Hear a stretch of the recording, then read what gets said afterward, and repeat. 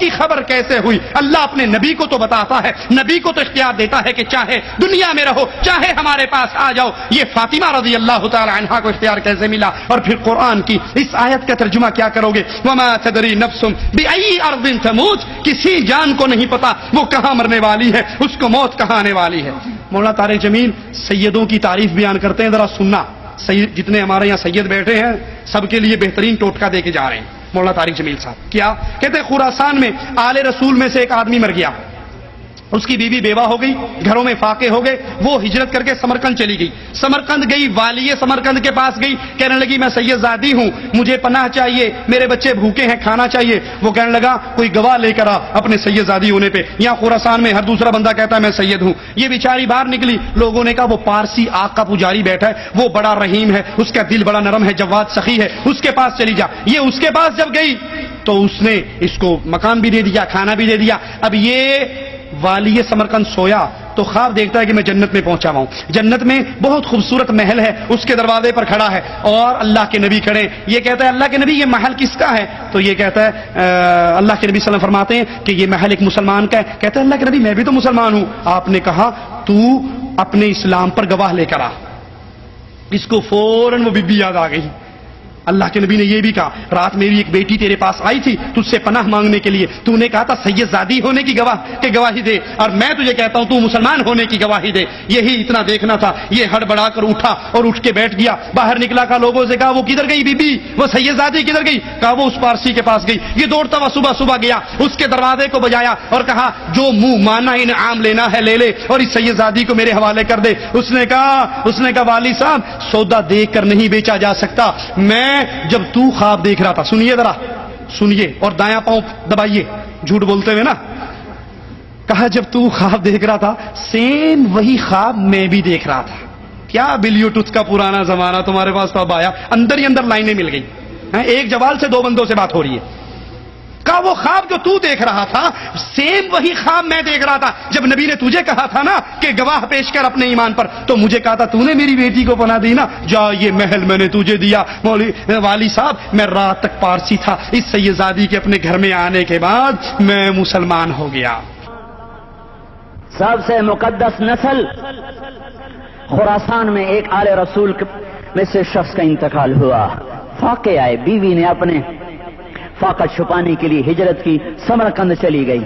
وہاں پہنچی تو ایک والی سمرقند کے پاس گئی، مسافر ہوں، پردیسی ہوں، رات کے لیے ٹھکانہ چاہیے، بچوں کے لیے خوراک چاہیے، میں آل رسول میں سے ہوں۔ اس نے کہا کوئی گواہ لاؤ تو آل رسول میں ہے، کہ میں تو پردیسی ہوں، میرا تو کوئی گواہ نہیں۔ وہ کہنے لگا یہاں ہر دوسرا آدمی کہتا میں آل رسول ہوں۔ وہ پریشان ہوئی، کسی نے کہا وہ جو پارسی ہے نا آتش پرست بڑا سخی ہے اس کے پاس چلی جا۔ اس کو جا کر بتایا میں آل رسول میں سے ہوں اور میں پردیسی ہوں، مجھے ایک دو رات کا ٹھکانہ چاہیے جب تک کہ میں اپنا کوئی روزگار نہ بنا لوں۔ اس نے اس کو گھر میں ٹھکانہ دیا۔ رات کو والی سمرقند نے خواب دیکھا کہ وہ جنت میں ہے اور ایک عالی شان محل ہے جس کے دروازے پر حضرت محمد صلی اللہ علیہ وسلم کھڑے ہوئے ہیں، اور یہ آ کر کہتا ہے یا رسول اللہ یہ کس کا گھر ہے؟ تو آپ نے فرمایا ایک مسلمان کا گھر ہے۔ تو اس نے کہا یا رسول اللہ میں بھی مسلمان ہوں۔ تو آپ نے فرمایا اپنے اسلام پر گواہ پیش کرو، اپنے اسلام پر گواہ پیش کرو۔ تو ایسے کانپ گیا۔ پھر آپ نے فرمایا میری بیٹی آئی تو نے کہا گواہ پیش کر، تو بھی اپنے اسلام پر آج گواہ پیش کر۔ آل رسول سے تجھ سے وہ ضرورت کے وقت آئی اور نے گواہ مانگے۔ یہ خاندان ہے، یہ خاندان کائنات کا افضل ترین۔ اس کی آنکھ کھلی، اس کی ہائے ہائے چیخ پکار، او بھائی وہ بچے وہ عورت کہاں چلی گئی؟ کہا جی وہ پارسی سردار لے گیا۔ جو صبح صبح دھما دھم اس کا دروازہ جا کر کھٹکھٹایا، او بھائی منہ مانگا انعام لے لے، وہ خاندان مجھے واپس کر دے۔ تو اس کی آنکھوں میں آنسو آ گئے۔ کہا آقا سودا بن دیکھا تھا تو ہو جاتا، دیکھنے کے بعد سودا نہیں ہے۔ میں اس عورت اور ان بچوں کو پناہ دیتے ہی اللہ نے میرا دل کھولا، میں مسلمان ہو گیا، میرے بچے بھی مسلمان ہو گئے۔ میں شام تک پارسی تھا، میں سویا ایمان کے ساتھ، اور جس وقت تم خواب دیکھ رہے تھے اسی وقت میں بھی وہ خواب دیکھ رہا تھا۔ جب تجھے دھتکارا جا رہا تھا تو مجھے اللہ کے رسول کہہ رہے تھے یہ محل تجھے دیتا ہوں، یہ محل تجھے دیتا ہوں۔ ٹھیک ہے۔ اب سوچئے یہ جو خواب اس نے دیکھا یہ غیب کی خبر. ایک ہی سوال, اس پارسی کو جو رات کو مسلمان ہوا یہ کیسے پتا لگا کہ یہ والی سمرقند نے خواب دیکھا ہے؟ آپ کو خواب ہے, مجھے خواب ہے, غیب کی بات ہے نا, چھپی بھی بات ہے. جب تک اللہ نہ بتائے پتا نہیں لگتا. تو اس کو کیسے پتا لگا؟ اس کے بتائے بغیر اس نے کہہ دیا جو خواب تو نے دیکھا ہے وہی خواب میں نے بھی دیکھا ہے. تو یہ خبر اس کو کیسے ہو گئی؟ یہ اندر سے تاریں کیسے مل گئی؟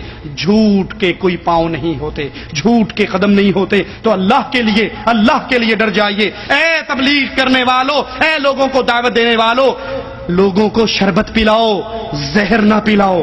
تبلیغ کے نام پہ کفر اور شرک نہ پھیلاؤ, خرافات نہ پھیلاؤ, بدعات نہ پھیلاؤ, من گھڑت قصے نہ پھیلاؤ. رسول اللہ پہ جھوٹ نہ بولو, اللہ پہ جھوٹ نہ بولو. اور اگر اس منبر پہ کھڑے ہو کر قال اللہ وقال رسول کی آواز لگائی جائے تو پھر تمہارا مقام, تم انبیاء کے وارثوں میں ہو, تم رسول اللہ کے وارثوں میں ہو. کیونکہ رسول اللہ صلی اللہ علیہ وسلم نے فرمایا تھا میں علم دے کر جا رہا ہوں, مال نہیں نبی چھوڑتے, نبی تو علم کا ورثہ چھوڑتے ہیں. یہ علماء نبی کے وارث ہیں. اور اگر اس منبر پہ کھڑے ہو کے مجمع بڑھانے کے لیے, بلے بلے کروانے کے لیے, واہ واہ اور شہباز کروانے کے لیے, لوگوں کو قابو کرنے کے لیے من گھڑت جھوٹے قصے سناؤ گے, اللہ اور رسول پہ جھوٹ بولو گے, الزام لگاؤ گے, تو یاد کرنا اس منبر پہ کھڑے ہو کر جھوٹ بولنے والے کی سزا قیامت کے دن اس کو جہنم کی آگ کی لگام پہنائی جائے گی. اللہ سے دعا ہے اللہ ہماری خطاؤں کو معاف فرمائے, اللہ ہماری سیاہکاریوں کو معاف فرمائے, زندہ رکھے, ایمان پہ رکھے, توحید پہ رکھے, توحید کی دعوت دینے والا رکھے. اور جب موت دے تو بھی اسی حال میں دے کہ اللہ ہم سے راضی ہو,